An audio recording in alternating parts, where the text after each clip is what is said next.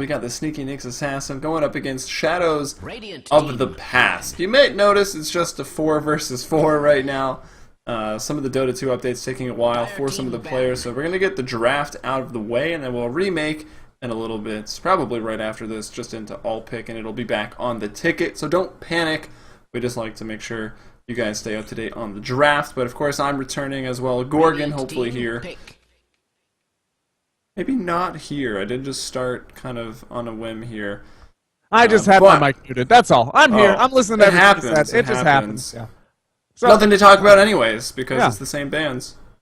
Exact same order of the exact same bands coming out. These teams feel pretty comfortable with what they've been doing. So, Shadows of the Past, we'll see if they want to go with the similar Batrider first pickup or if it'll be something new. So far, both teams have played fairly similar overall styles. I'm kind of surprised at how laid back SNA has been. Normally, they're a much more aggressive team. They've been aggressive, but not as aggressive as expected. Though, I guess the They dive a tier 2 tower in about a minute and a half, so that was a little. But they didn't do it in every lane, and that is really what you come to expect out of those Sneaky Nyx Assassins, man. They really like to be full octane everywhere on the map. Like, casting Sneaky Nyx Assassins is a nightmare as a camera controller, because it's impossible to keep your eye on all the action. Yeah, it can be pretty difficult, especially when you're out of practice. Anyway, Shadows of the Past, they're not picking, you know, that 1-2 combo because they have the first pick this time, but they are just going to stick with the Centaur Warrunner that they had last game as, well, let's see if the Dazzle gets scooped up here by Fluff and Stuff and crew here for the Sneaky Nyx Assassins. No, they're going to stick with that Batrider, so those two heroes staying true. That was the bottom safe lane. Well, that's relevant. That was just the bottom lane. So Dazzle is a great pickup up against the Centaur Warrunner, but only if you get it with a negative armor strategy. Just getting the Dazzle doesn't really help you tremendously. In fact, Dazzle's win percentage drops 4% up against just that Centaur Warrunner. Centaur Warrunner and Dazzle both have almost the exact same win percent at 53. So normally, but if you end up getting some negative armor, it helps out tremendously against the Centaur Warrunner. He is rather tanky. You want to attack him as little as possible because that return damage starts to stack up. Yeah, that's the thing. Like, you get the negative armor, then the return damage is negligible because you can wipe them out so quickly. The other thing you can do is have enormous amounts of nuke or enormous amounts of magical resist on, like, the Ancient Apparition, for example, on that Ice Blast is very helpful against Centaur Warrunner because he's not regenning while you attack him, and it does damage over time. You don't have to attack him for that extra 10, 11, 12%. Which, once again, helps with the return damage, which is a huge factor in why Centaur Warrunner is so difficult to kill in the late game. Yeah, well, Ancient Apparition was banned out in game number 2. It was played very, very well in game number 1 by Whitebeard, I believe, was on that hero. Yes, I believe that is correct. So he's probably going to get it again. So we'll see what he can get done with it. Meanwhile, Shadows of the Past, they have the opportunity here to get the Dazzle, which we've talked pretty extensively about. I'm not going to be surprised if they pick it. I don't know if I'll be extremely surprised if they don't pick it, but... Yeah, I mean, they have the opportunity to ban it, but they will grab it out. I mean, Dazzle is pretty strong with that Centaur Warrunner. Like we said, the Grave is great on him. The additional armor works the exact opposite way as the negative armor works against him. And their win percentage together is actually much better than the win percentage of the Dazzle against them. Their win percentage together boosts them by about 2%, which is just outside the margin of error. So, a statistically significant boost in win percentage, if only that, with the Dazzle and Centaur Warrunner together. They get up to about a 50, almost, if you round it, it's about a 56% win rate. Not terrible. Not a terrible place to be. That's pretty good. It's not Lycan at 62% with like 300 games. Yeah. Well, Lycan, I mean, he's just a huge, huge player. And particularly huge up with the Ancient Apparition, because you get that Chilling Touch and the Howl, and all of a sudden everybody's hitting for like 3,000% additional damage. But here's a more important metric to look at. Ancient Apparition by himself only has a 48.9% win rate overall for 680 patch, despite how popular he is. But if you get him with certain heroes, he becomes immensely overpowerful. So that would be the Lycan. The Batrider is another one of these heroes. That shoots up almost 10% to 57% win rate with the Ancient Apparition and the Batrider together. So they I mean, pair it makes very sense, well. though. You get that pick off on the Batrider just by yourself, and you can follow it up with that Ice Blast globally, and Batrider becomes a pick-off machine even by himself. Yeah, not only that, but the fact that the Firefly is going to do persistent ground damage across an area, and then you have that Ice Blast, so you're doubling up basically the rate at which HP is going to drop, which means that Ice Blast is twice as effective. They're a very dangerous combo.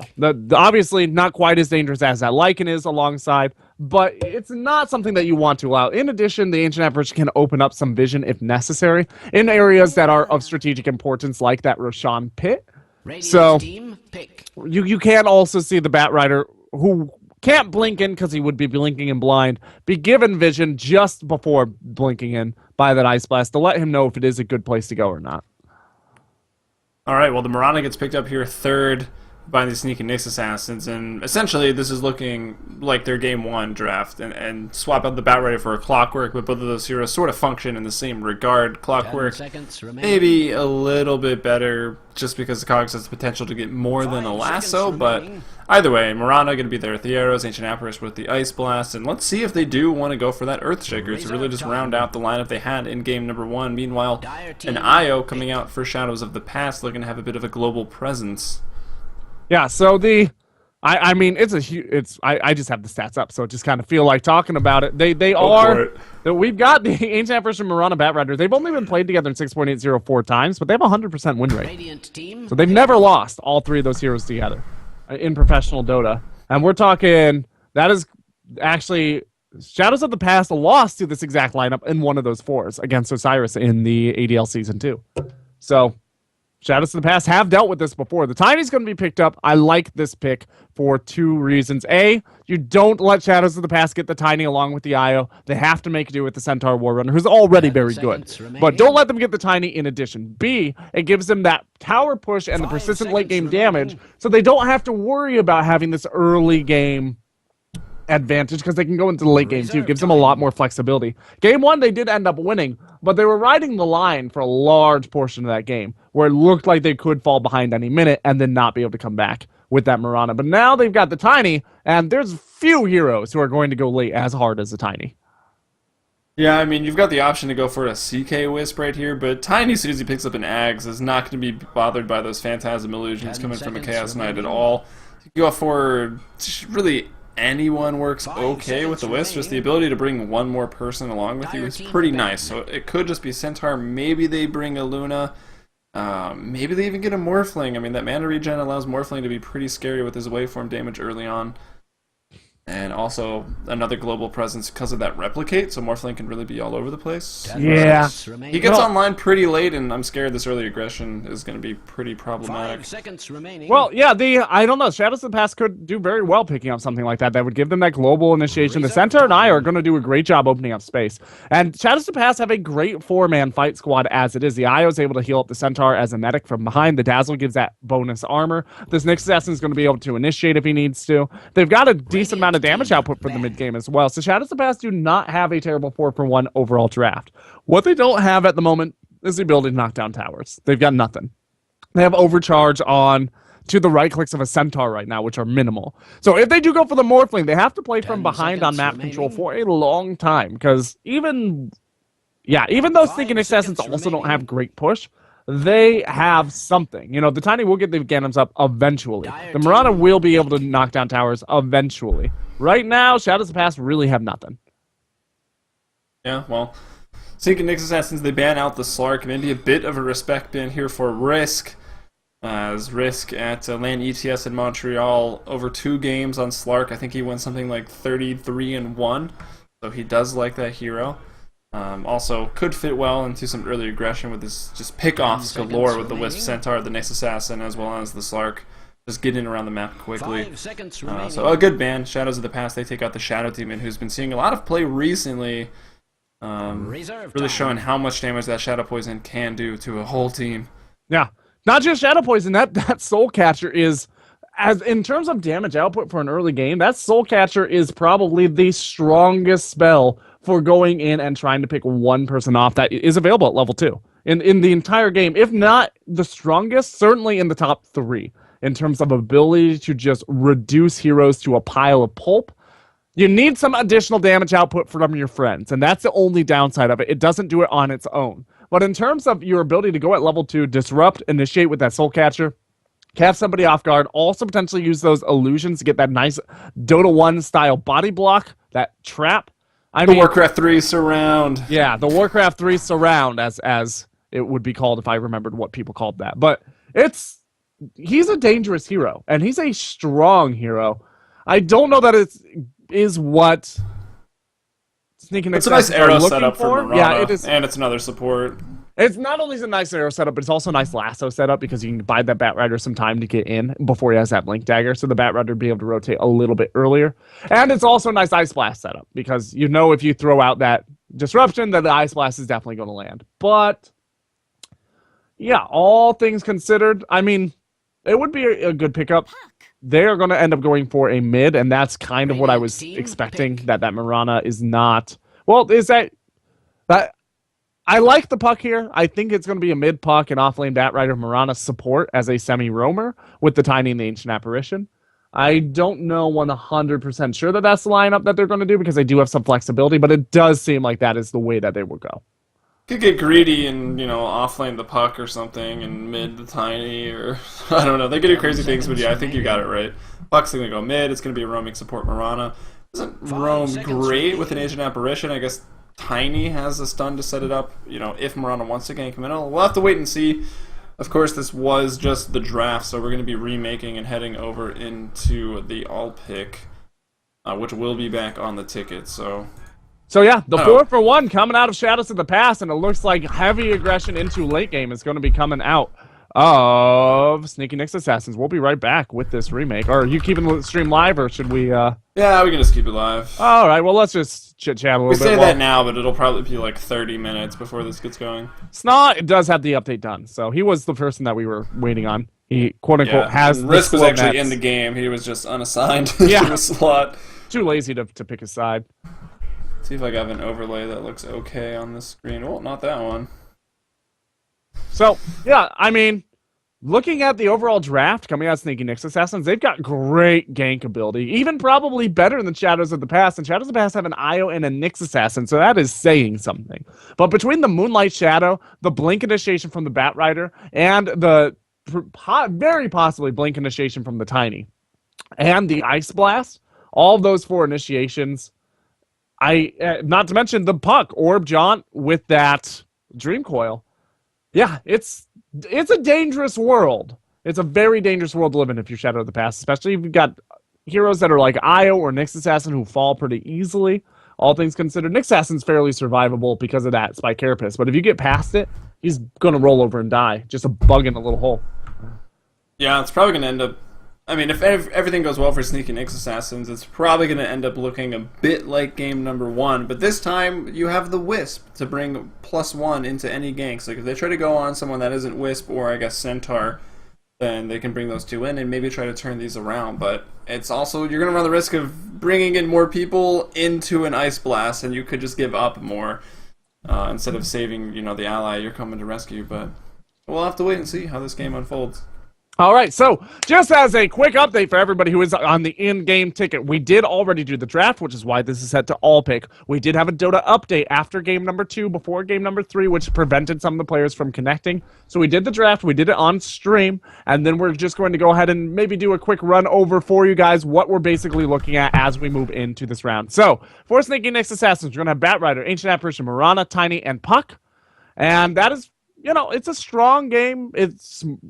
kind of transitions pretty smoothly in from the early game into the mid game, from the mid game into the late game. And we are going to have Scent, Morphling, Nyx, Io, and Dazzle coming out for Shadows of the Past. So they've got... Oh, they did pick Morphling. I didn't even register that in my brain that I called that. It's a really good call. And it works really well with their lineup. They have that nice 4-for-1. And they just have to make sure they buy enough time. Because that Morphling, if there's somebody who can go toe-to-toe with the Tiny in terms of carry strength toward the end of the game, a Morphling is up there.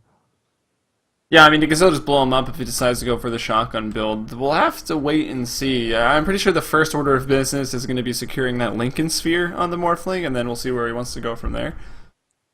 Yeah, this is... I mean, the one thing the Morphling does not do as well as the Tiny is push towers, but it is negligible because the amount of damage that the Morphling pumps out doesn't matter that Tiny has the extra siege damage because Morphling is going to be attacking so fast and so hard that it'll almost be able to keep up. And in a base race between a farmed Morphling and a farmed Tiny, it's very difficult to predict who's going to win that. I don't know. I feel like Tiny is going to take out the towers faster, but then again, you do have the overcharge on Morphling, and Morphling can also just replicate Tiny, so... And you throw some negative armor on the Morphling as well in the form of a Deso or something along those lines, and it could be a toe-to-toe race. I mean, I would give Tiny an edge, typically, if it's equivalent amounts of farm, but not by a whole lot. Alright, well, let's introduce the teams here. This is the Dota Trash King of the Hill, $100 winner-take-all best of 3. We find ourselves in Game 3 between Sneaky Nyx Assassins, the reigning champs. They've got 4 in a row. They're looking for 5. They're going off against Shadows of the Past. It's 5 men in both jungles, but Sneaky Nyx Assassins. It will be on the Ancient Apparition. We've got Fluff and Stuff supporting up hard on that, so switching it a little bit. Whitebeard is actually going to be on the Mirana instead of Ush. That puts IX Mike on the Batrider once more. Shagbark on the Courier. SNA himself on the Puck. And, of course, the Tiny that's going to be handled by Ush. So this is the first time on record, and once again, Shadows of the Past, brand new team, barely played at all.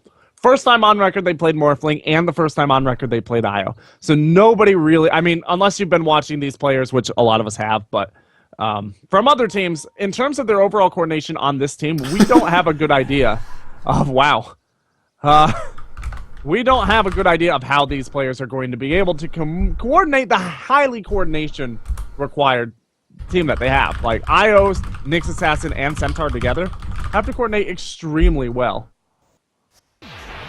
Yeah, all right. XCOM once again getting off to an early start on his Dazzle. Last game he had about 6 kills. It looks like he might be giving up the first blood on this one. He's got a regen rune to retreat too, but can he get there in time? He can't. The first blood over to SNA, and then he finds himself the regen. How nice. Right back to full HP. Already level 2 as he heads back in to face off against Toxin on the Nyx Assassin, who that was Cinna, I believe. He just changed to his proper name. Yeah. And he had a fantastic Nyx performance as a support in game number 2.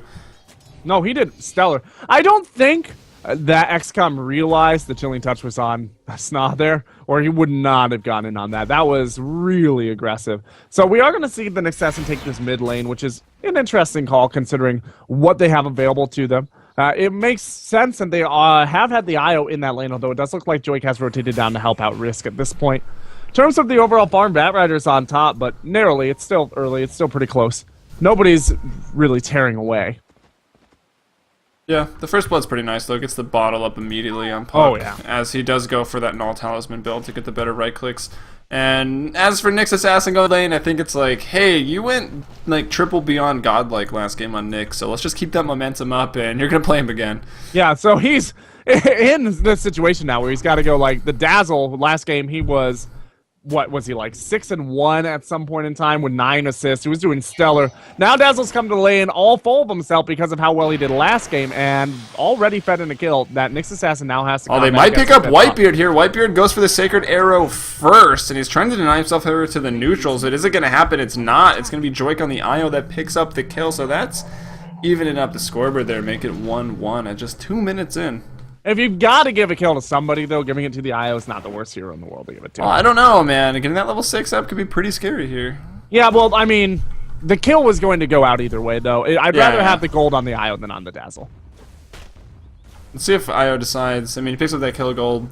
Generally, we'll just see like a bottle coming out into like a soul ring, just pure, and then an urn, just like pure supporting your carry. Especially when it's a Morphling who just needs that mana to morph, and he can be so versatile. It looks like the IO might be rushing out a mechanism here to me. He's got the 2 Ironwood branches. He's got a decent amount of gold going toward whatever, and he just spent a bunch of gold on something. What was it? Boots? Is that boots that he just bought? Yeah, looks like it was boots. Yeah, he's got the boots. So, he might be trying to rush out that mechanism, which is obviously a super strong item on a hero who, like I, who's able to heal up his allies while he heals up himself. Toxin, one of 2 range strength heroes, that IO. Let's see, I'm trying to think off the top of my head who Who's the other one. Who is the other one? Oh, this is Dota Trivia. Can't do wall casting. We'll stop casting. It's harder than you'd think, I guess, just to think of it. Yeah, just without looking at a list of heroes or anything. But I'm gonna sit on that wall, making sure that we aren't gonna miss anything here. Other range strength hero. Ba, ba, ba, ba, ba. Wow, Puck is really tearing away. He's got a net worth of 2,100 already. I'll change the At subject. 345. Yeah, he's doing well. I mean, he picked up the first blood, obviously. Now he's 17-3. But Nyx Assassin is doing okay. He's getting levels. Top lane, Nayrok is going to be okay. Actually, bottom lane, Morphling is going to take out Whitebeard's Mirana. And now they might even get the mic as well. And this is an IO getting quite a bit. Whoa, he goes into the river. It pushes him over to the other side. And Risk is actually going to pick up the kill on the Bat Rider. It's a double kill here for the Morphling. And the partner in crime, the IO, got a kill earlier. So that combination's looking pretty good right now. Yeah, talk about play the margins. That was literally, he was 50 units short, and it pushed him up. So, ended up working out for that Morphling. Got himself into and then out of trouble, getting that kill on Mike. Mike will probably rotate into the jungle here in the next minute or minute and a half. He usually rotates into jungle by now, but he doesn't have any stacks up, really. So normally we do see Fluff and Stuff going through the jungle and stacking, but Fluff and Stuff has been more occupied in this top lane. Trying to get kills on Nayrok, who is going to be stunned out here. There's going to be the toss as well, and the Chilling Touch should be enough to mop this up. And they're trying to give it to Tiny, and Tiny will get a nice use of just decision-making and restraint coming out of both Whitebeard and Fluff and Stuff to make sure that Tiny got the kill. Yeah, pretty easy for him. Already hits for 74, plus another probably 50 now coming out from the Chilling Touch. Yep. So he's hitting for a bit. He gets the kill, nicely done. The arrow is also there to secure it on Nayrok. Otherwise, the Nayrok may have gotten away. So that makes the score 3 for 2 right now. And the other range strength hero is Huskar. Ah, that makes that it's really easy when you tell it to me. You know, it is. You're like, wow, like, I should have known that. I should have known that off the top of my head. I'm really bad at active recall though. That's right. I probably wouldn't have gotten it either. Give yourself some credit. You knew it. Obviously, you knew it. You're the one that came up with the question. Makes sense. I'll give it to you. Anyway, taking a look. It reminds me of my high school quiz bowl days because I'm an old school nerd. Fluff and Stuff is trying to get some creeps pulled over here. Nayrok is playing pretty far forward considering he just died, but what they don't know is that XCOM is waiting here with a Grave and with a Poison Touch, so they might be trying to bait out Nayrok. And in fact, he might get Toxin as he checks the rune. He's going to take an arrow to the face. The rune was there as well, so now he just gets taunted by it, and actually Puck is going to pick it up. The silence goes out, and they're actually going to drop the coil just to secure this kill, but they don't have any detection. Toxin hit level 6 just prior to walking up here. Gets the Vendetta onto Fluff. Fluff walks a little too close. I mean, he knew where he was. The coil was pointing right at him. It's 1 for 1, though, so that actually does work out for the Nyx Assassin. Maybe that was some calculated bait by Fluff and Stuff, because it seemed a bit silly to give up that kill. He had no gold on his person, I don't think. I don't think he lost anything. Looking at his gold now, it went all the way back to just about all the way back to 0. So he probably lost like 100 gold or something, but he got some gold back. So in terms of his net gain, he probably didn't lose anything, but he did give some experience to his allies. So I think it was a calculated trade on his part. I'd like to think that, at least. I'd like to give him credit for it. Yeah, makes a better story, that's for sure. Yeah. Well, Toxin, he doesn't have Vendetta because the cooldown was already used, but he does smoke up here, gets into the side shop. They want to bait out Nayrok. They're actually just going to go ahead and charge in right over onto Ush. Avalanche will land on 1. Arrow going to be off the mark. This should be a dead Ush. They get the stomp. Double Edge coming through, and Nyx Assassin picks up the kill there, up to level 7 already. So he's 2-1 on his way to doing basically what he did last game, just getting those levels early and just getting out of control. Alright, so Mike, as expected, has rotated into the jungle. He gave himself 1 stack here on this camp, and he will have his Blink Dagger up by about 8 minutes and 15 seconds. So a pretty nice time on that Blink Dagger, as always, coming out of IX Mike, rotating into the jungle just in time to make sure that he gets it without any risk. Once he gets up to about 1,700 gold, there's no reason for him to stay in lane and potentially lose it all. TP's coming up top here. Arrow misses. It hit one of those melee creeps as they were searching for that Tiny. Now Vendetta off a cooldown. Toxin playing pretty aggressive. And the bottom lane, Fluff and Stuff is going to go down here. Yeah, attack by the Morphling will get him. Now up top, they're going to go ahead onto Ush. Arrow coming out, hits Nayrok in the face. TP starting to come back up top. Dazzle is there, reveals himself. Can't get the Grave off in time. Now there's a 2-man coil from SNA himself turning this around. The Grave goes off this time onto Toxin, but it's too late. Both of those supports have already fallen. Actually, Nyx isn't a support. He's a mid lane, so they give up 3 heroes right there, and that evens up the score 6 for 6. Sure, Risk gets a kill on the bottom lane, but that trade seems a little bit better for the sneaky Nyx Assassins. Yeah, I mean, it's nice for Risk to be getting solo kills. It's nice for Risk to be getting solo farm.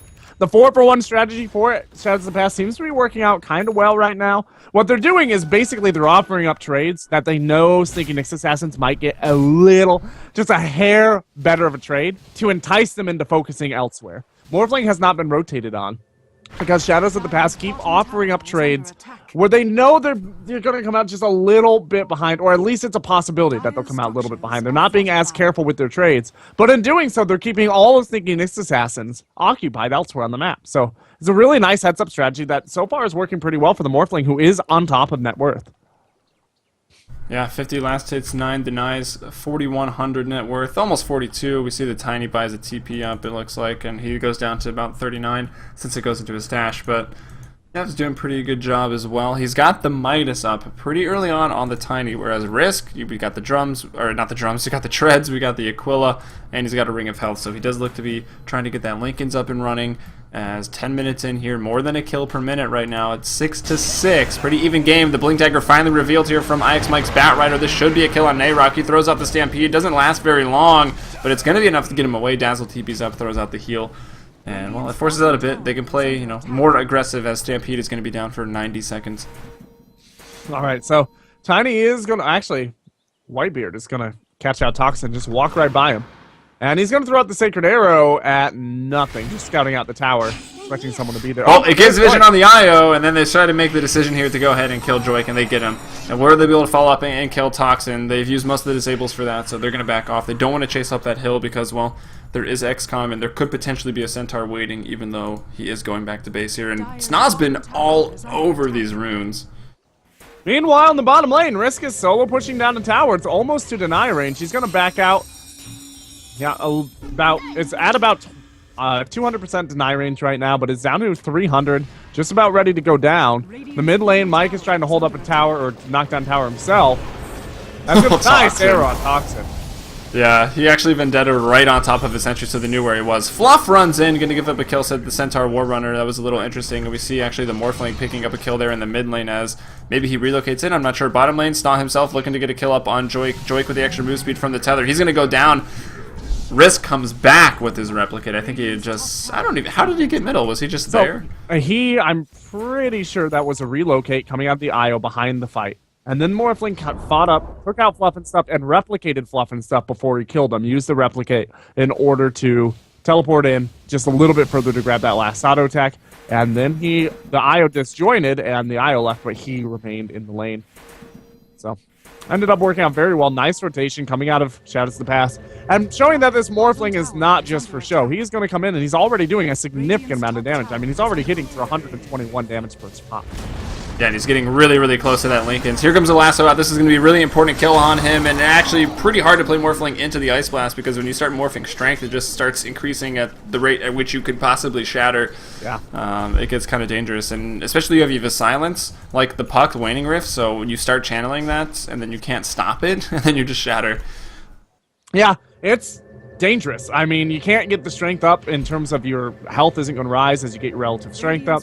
It's pretty much the exact same Top thing. lane, Ush, nice smoke initiation here. There's a lot of damage coming out though. Joik almost goes down, but he doesn't. He'll just reap the rewards of that assist gold and XP. And they put 4 just to kill the Tiny, but I think that's worth it because their Morphling's doing so well, and as they keep slowing down the Aghanim Scepter for the Tiny, it's just going to be really great for them.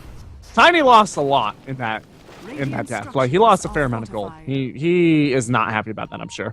That's not one of these deaths where you go, oh, well, he didn't really lose that much. It's not a situation. Like, he was sitting on top of unreliable gold almost exclusively, and he went down to basically 0 because of it.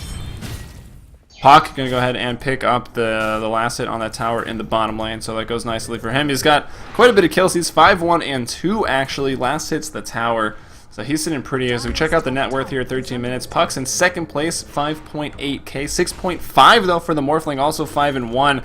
He's actually feeling really good about himself. Relocate actually to the bottom lane now, so hold that thought. It's a little off the mark. He actually takes the Centaur, blinking the wrong way. The Spirits then just reveal him as he TP's out. Yeah, so this Centaur has the Blink Dagger up. There's no reason not to be taking him on relocates as often as you can. He can go ahead and blink in with that tether and also with the stomp and just absolutely... Oh, Joik. Oh, poor. In some trouble. The Ice Blast lands and, well, the Ice Blast, wow, popped the coil for this. And it runs out, he shatters. I don't think the coil was necessary because it didn't do any more damage. He was in shatter range because that came out a little too... I mean, it's not too early because otherwise he would just shatter, so it's worth the attempt. I think it wasn't worth the coil. I think he wasn't sure exactly what the cooldown was, or the countdown was on that Ice Blast. He wasn't sure if the Grave came out just in time. See, Ice Blast and the Grave have fairly similar countdowns. The duration... well, the duration doesn't matter, though, because as soon as you get to 10%, you blow up, so it was going to be close. Oh. Well, big fight up top. Nice arrow to land on this Nyx Assassin. That's going to delay some of this damage, but they're going to walk right back into it. Maybe multiple person impale. The toss goes out, and, well, they're all going to decide to retreat. XCOM, the only one to take the fall there. Yeah, so with the Dazzle, if you wait 3.1 seconds after your teammate gets hit by that Grave, or hit by the Ice Blast, you throw the Grave on him, it'll keep him alive. Yeah, and the whole time. Right, and so I think Puck wanted to keep him in place just in case that 3.1 seconds. Toxin doesn't even know he did that, but it was just throwing up the impale there. He canceled it at a TP, so effectively wasting 135 gold from the Puck. And Puck, well, probably going to get that Invis rune. They have been all over the runes. That's something I've noticed Fluff, not as much this game, but especially game number 1, procuring the runes for his mid players as a support, being pretty selfless. This time he stacked for Bat Rider, and, well, SNA's just having one hell of a game and getting the runes for himself. Yeah, they do a very strong job of having Fluff and stuff move around. He is the shot caller now, or at least the bulk of the shots are called by Fluff and stuff as expected after that. How do you do with Liquid before he was removed from the team? And, oh boy, Joik was waiting though. They were baiting him out. Question is, was this a strong bait? No, it was not. They're going to lose both. That was a really nice play by Mike. He picked up that Invis rune and he queued his TP up. He doesn't have a bottle, so he queued up the TP during fade time, goes into the top lane Invis. I mean, and there's no vision there anyways from the Radiant, so they had no idea. Bat Rider just shows up.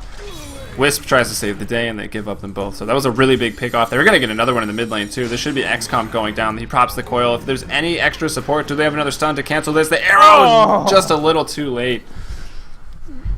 So close, but Sneaky Nyx Assassin's now taking a 5,000 gold lead, which at 15 minutes is the most notable gold lead we've seen in this best of 3. And they're taking about a similar experience lead. Their overall items, the Ghost Scepter is up on the Morphling, who is starting to get farmed. He decided to not go for the Lincolns, opted to go for the Ghost Scepter first because it would be easier to farm.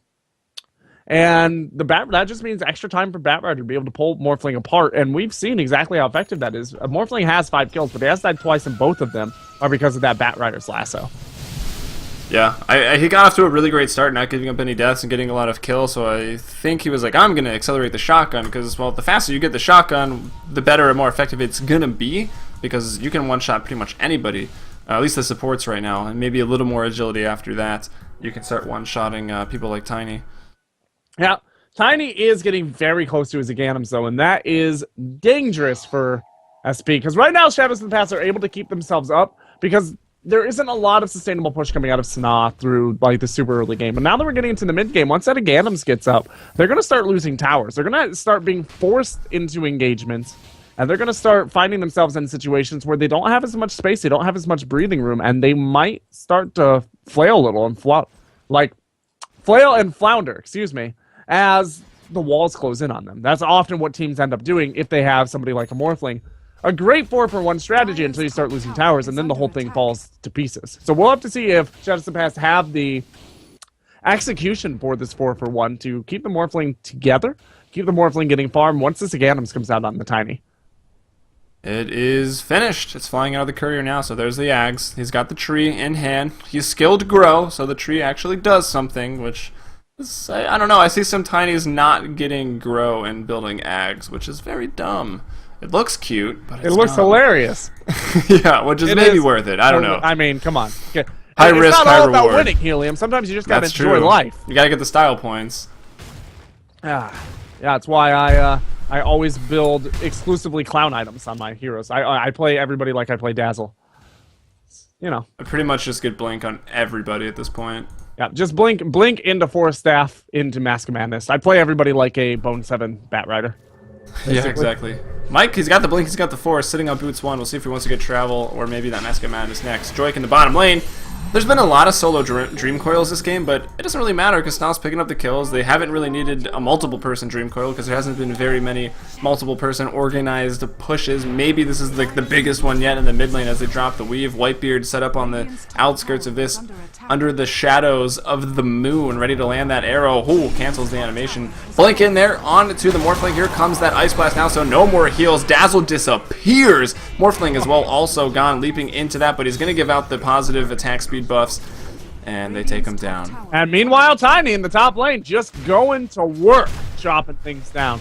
And yeah, there have been a ton of 1 or 2 man dream coils, but what do you expect in a game where we said it during the draft, and it's been true all through the game? They have no sustainable push until that Morphling completely gets going, which means that Sneaking Assassins know they're not going to be up against a team fight squad. So anytime you get an opportunity to land that dream coil, go with it, brother. There's nothing to really worry about.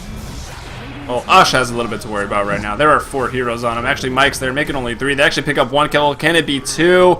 I don't know if Mike wants to get this Ice Blast. He's just keeping them around, keeping them interested. He's going to go down here, but actually both of these guys are going to die in the fire. Ice Blast has landed here on Joik as well. He is going to drop. It's a double kill for Fluff and stuff. He's 4, 3, and 8 actually from a distance. At least Centaur gets the deny here. Yep, deny, and it's not a big deal to lose this tower. We say it over and over and over again. I mean, yeah, that's a nice little pathway, but other than that, who really cares about that tower? It just gives you more lane farm availability for the Morphling close to your tower or close to your base. But that tower loss is symbolic of the loss of control that Shadows of the Past are going to have to deal with. This is exactly what I was talking about a minute ago. Can they keep the Morphling going when the towers start to crumble and when the game starts to close in on them? Because obviously, at this point in time, Sneaking Nyx Assassins are the shot callers in the game. They are the brokers. They get to determine what a trade is going to be offered and when and where.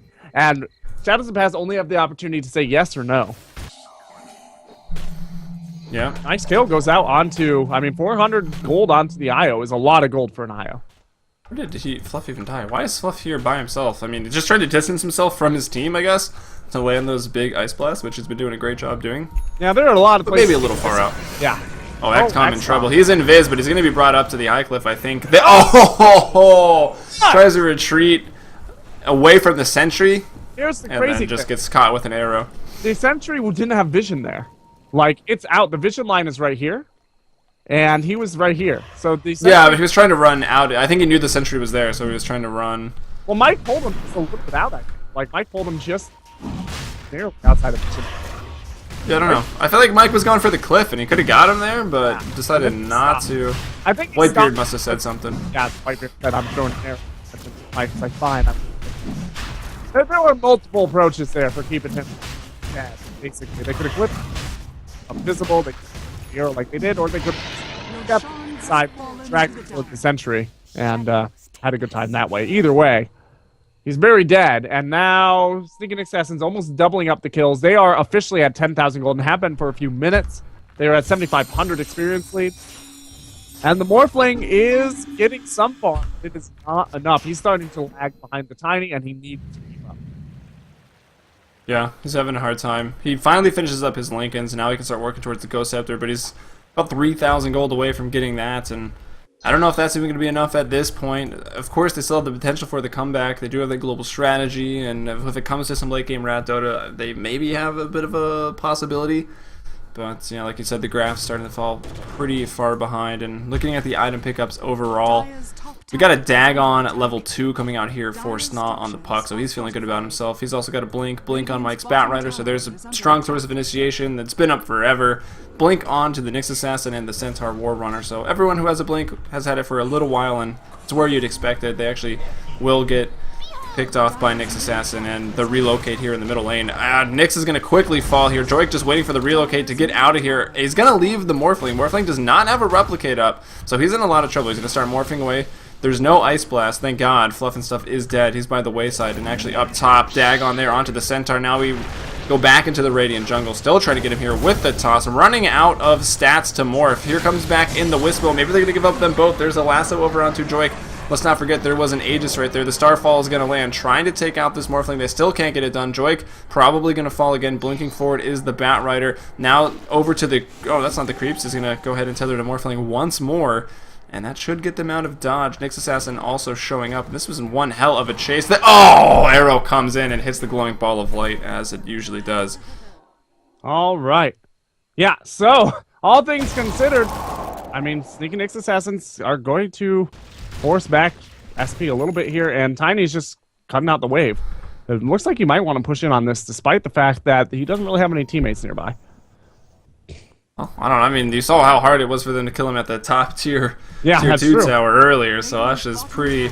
He's okay. He's got backup now in the Radiant jungle. They need to wait on this puck. He's gone for a Dagon 3 right now, so he's got a ton of damage, and he's ready to dish it out. We just saw him take the Centaur with the Dagon. Now Ash in some trouble will be initiated upon. His Aegis was just popped. Immediately stunned up. Here is this Morphling, and they did not wait long enough with that Grave, so this should be a dead Morphling as soon as that runs out. He's going to shatter immediately. Fluff gets the kill. 1 for 1. IX Mike has fallen. He actually did die to the Morphling, relocating in by himself right onto the enemy. Is it going to pay off, though? Oh! No, the Dagon comes up.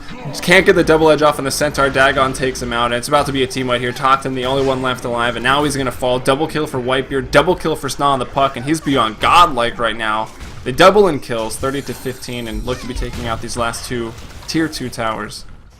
Yeah, this is very, very likely going to be our GG here. They don't have too much in way of buyback. The Morphling can buy back and the IO can buy back, which might be enough to push off a little bit here, but they're definitely going to lose to tier 3, if not a Rax. Tiny can just melt these towers. He's got toss as well, and he is going to use it. Yeah, this tower is not long for this world. They're going to glyph, actually. Throw down the weave, and SNA is not... Yeah. Woo. The arrow just skirts lazily over... Yeah, skirts lazily over the corpse. I guess Dazzle got what he wanted in that he bought themselves a tower. The tower didn't go down. So, and he'll be back in 20 seconds. It's a win, I guess. I mean, there's nope. the GG, though. Joik's got to go. He ain't got time for this. I can't hang out and wait for the Tiny to push me in. Hopefully he can relocate there so he's not late for his date. Whoa, what is the camera doing right now? This is an interesting perspective on mid lane. All right, well, that was the end of our best of 3 here for the King of the Hill. Yeah, it took a little bit of time for that splash screen to come up, but make sure you guys follow the Twitch channel at twitch.tv/Dota Trash for more Dota Trash action. Sneaky Nyx Assassins once again are going to be coming back for our next. This is their 5th week in a row taking this victory, so $500, and they're going to continue to try to stay on top. Yeah, indeed, and hopefully you enjoy the casting as well. For myself, I'm Helium. You can follow me on Twitter at Heliumbrella, and joining me, of course, as always, for Dota Trash, it's going to be Gorgon, and where can they find you again? You guys can find me on Twitter at GotCowDota, and, of course, make sure, once again, follow the channel here, follow Dota Trash on Twitter, stay up to date, as you're going to have a lot more great Dota action, both on the in-game ticket and here in stream in the coming weeks. All right, we'll catch you guys next week. Thanks for watching, and peace out.